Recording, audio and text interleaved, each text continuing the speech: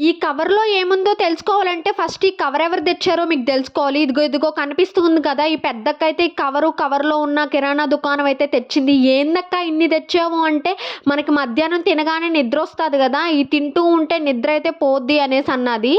ఆ మాయాదీపం ఆఖరి ఘట్టం అయితే వచ్చేసింది. మధ్యాహ్నం మేమైతే మంచి లంచ్ చేయంగానే మాకైతే నిద్ర అయితే వచ్చేసింది.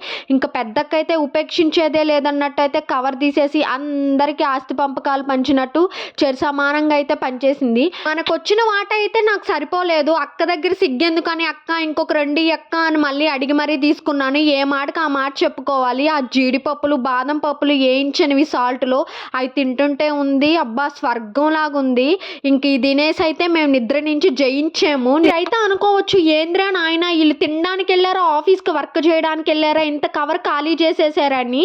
మేము తింటూ వర్క్ చేయడానికైతే వెళ్ళాము. మీకు మా వీడియో నచ్చితే ప్లీజ్ సబ్స్క్రైబ్.